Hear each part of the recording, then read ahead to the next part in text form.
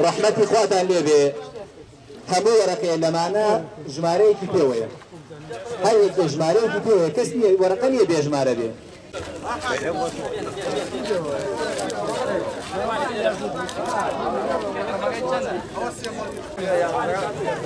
بس كان حاجة أواني كجماعة طبعا يبالغ في الدردان نويسة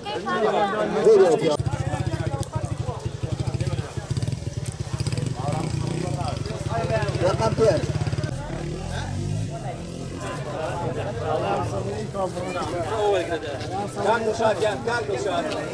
كان دوشات ما يلا سعر اليوم ما دوله عمره هذا كداني برا هذا كداني وهم خلقنا وهم خلقاتي ما دوني بكداني سيارة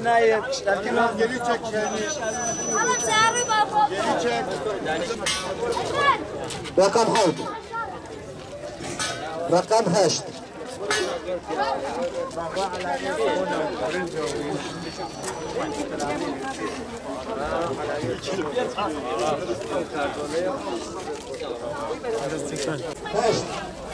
رقم هشت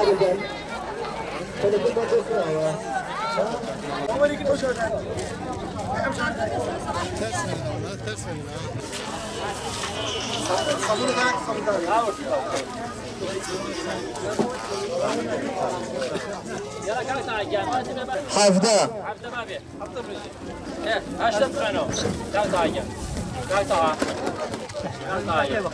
حفظة فجدة نوزدة بيست بيست بيست وياك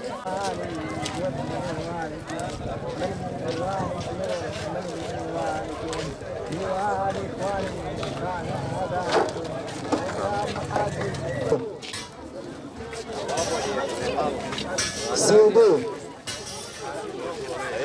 سيرسي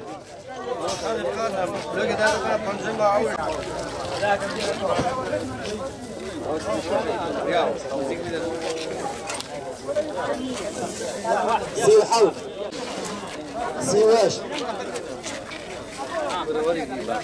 سي واش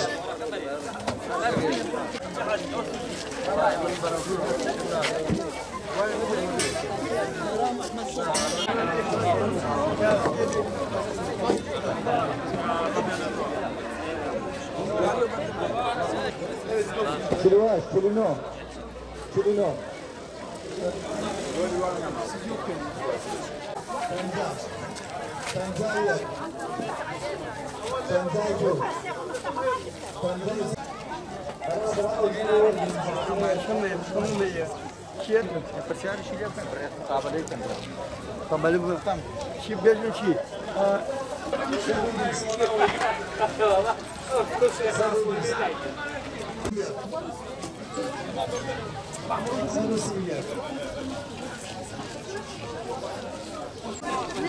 سبعة وشش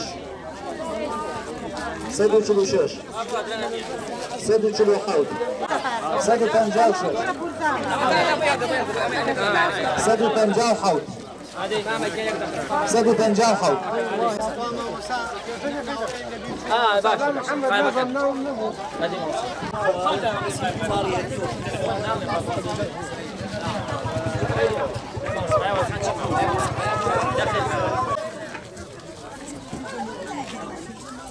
محمد كريم أحمد حمد.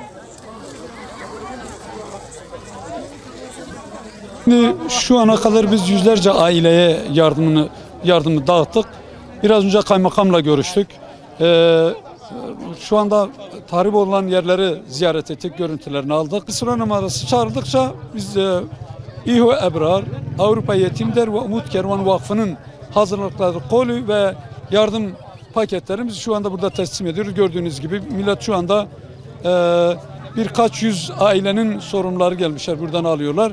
Kimisi kocası düşmüş, hanım yalnız geliyor. Kimisi yetim çocuklar var. Kimisi de mağdur ve şu anda yaralı olan insanların ailelerinde ayakta kalanlar burada dağıtım almaya geliyorlar. Tahrip edilen daha diğer göremediğimiz noktaları da gördükten sonra İran'a geçeceğiz inşallah. Şu anda sivil toplum kuruluşlarından girişte bize uluslararası Kürdistan Şehitler Platformu Başkanı Hacı Halil'in yönlendirmesiyle buradaki yerel onların tanıdıkları, kendilerine güvendikleri yerel şeylerle yardım kuruluşlarıyla çalışıyoruz. Şu anda Rabitetül Kürdi diye bir vakıf var. Biz şu an öyle bir vakıf var. Şu anda o vakıf kanalıyla burada dağıtıyoruz. Onlar bize yardım yapıyorlar. Gerek araç bulmada, gerek kime nasıl vereceğim, buradaki organizeyi yapmak hususunda, çünkü yetkililerle olmayınca insanın böyle bir yere gittiğinde yani insanların hücum ederek böyle kalkıp eşyayı dağıtma imkanımız yok. Dolayısıyla şu anda tek tek isimler okunuyor.